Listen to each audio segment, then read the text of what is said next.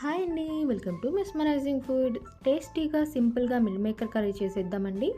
ముందుగా hot water తీసుకొని meal మేకర్‌ని ఒక 10-15 మినిట్స్ అయినా నానబెట్టుకోవాలండి. లేదు అంటే ఉడికించుకోండి.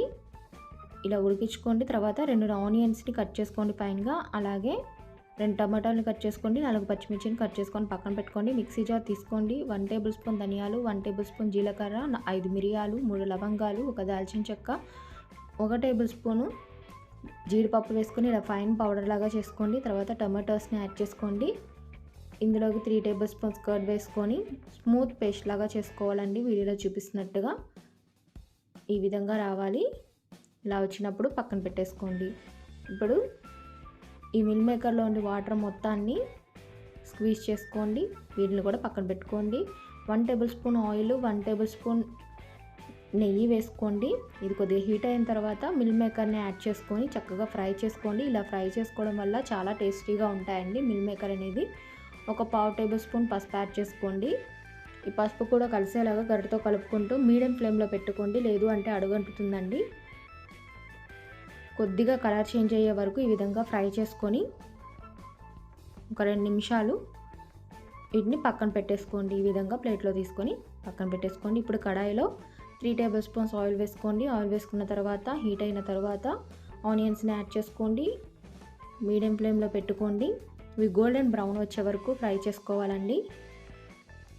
1 టేబుల్ స్పూన్ అల్లం వెల్లుల్లి పేస్ట్ యాడ్ చేసుకోండి. అలాగే ఈ పచ్చివాసన పోయే వరకు చక్కగా ఫ్రై చేసుకోండి. మీ రుచికి సరిపడా సాల్ట్ యాడ్ చేసుకోండి. పావు టేబుల్ స్పూన్ పసుపు యాడ్ చేసుకోండి. చక్కగా గరిటతో కలుపుకోండి. ఇవి మంచి డార్క్ గోల్డెన్ బ్రౌన్ కలర్ ఈ విధంగా వచ్చినప్పుడు మీరు ముందుగా చేసుకున్న మసాలా పేస్ట్ని యాడ్ చేసుకోండి. ఈ పేస్ట్ కూడా చక్కగా కలిసేలాగా గరిటతో కలుపుకోండి. లో ఫ్లేమ్లో పెట్టుకొని మాత్రమే యాడ్ చేసుకోండి. పెరుగు వేసాం కాబట్టి విరిగిపోతుందండి. ఇలా కర్రీలో కలిసే వరకు గరిటతో కలుపుకుంటూ చక్కగా ఉడికించుకోండి. ఈ ఆయిల్ సెపరేట్ అయ్యే వరకు ఉడికించుకోవాలండి. ఇప్పుడు మీ రుచికి సరిపడా కారం యాడ్ చేసుకోండి. ఈ కారం కూడా కర్రీలో కలిసేలాగా గరిటతో కలుపుకోండి. ఈ విధంగా ఆయిల్ సెపరేట్ అయినప్పుడు 1 టేబుల్ స్పూన్ గరం మసాలా కూడా యాడ్ చేసుకోండి.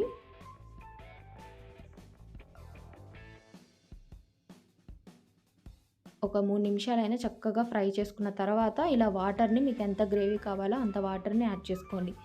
ఈ వాటర్ కూడా చక్కగా కర్రీలో కలిసిపోయి కొద్దిగా తగ్గుతాయండి. ఈ విధంగా మరిగినప్పుడు మీరు మిల్ మేకర్ని యాడ్ చేసుకోండి. ఇప్పుడు చక్కగా గరిటతో కలుపుకోండి. మీడియం ఫ్లేమ్లో పెట్టుకోండి. ఒక 3 నిమిషాలైనా ఇవి ఉడకాలండి. ఉడికిన తర్వాత కొత్తిమీర వేసుకోండి. అలాగే కొబ్బరి పౌడర్ వేసుకోండి. టేస్ట్ చాలా బాగుంటుంది.